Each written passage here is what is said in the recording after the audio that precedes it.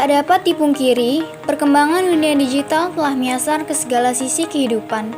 Saat ini, rasanya hampir tidak ada sisi kehidupan manusia yang tidak terpengaruh proses digitalisasi. Namun, masih banyak pengguna internet yang hanya mampu menerima informasi tanpa kemampuan memahami dan mengolah informasi tersebut secara baik, sehingga masih banyak masyarakat terpapar oleh informasi yang tidak benar.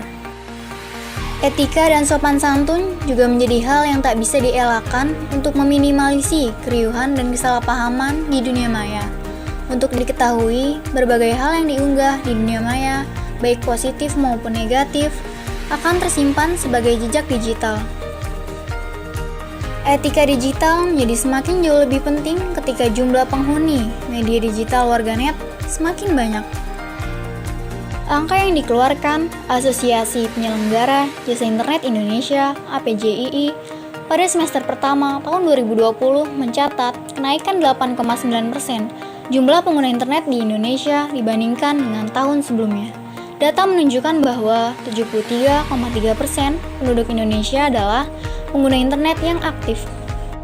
APJII juga mencatat lebih dari separuh pengguna internet di Indonesia berada di Pulau Jawa, yakni sebesar 56,4%, lalu diikuti Sumatera, Sulawesi, Kalimantan, Bali dan Nusa Tenggara, serta Maluku dan Papua. Berdasarkan data APJII, 95,4% pengguna internet di Indonesia menggunakan telepon pintar atau smartphone untuk mengakses internet.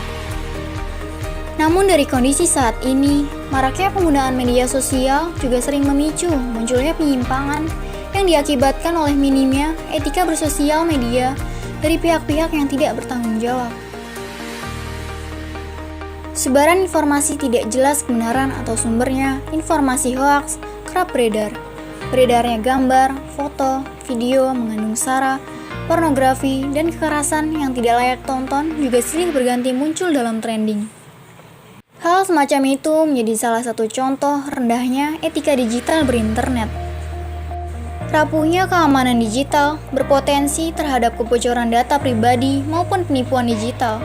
Untuk itu, dalam berinteraksi di media pun, kita diajak untuk menyadari tanggung jawab sosial dan prinsip etika penggunaan internet. Dan jika seseorang dapat bijak dan beretika di saat menggunakan media sosial, maka akan banyak manfaat yang dirasa dari media sosial tersebut. Kita sebagai pengguna lah yang harus lebih pintar dari media sosial, selalu berpikir kritis dan cerdik dalam memilih sumber. Jangan menyebarkan konten yang bersifat negatif, jangan berkomentar jahat atau negatif yang dapat menyinggung orang lain, dan jangan sebarkan berita yang tidak sesuai fakta.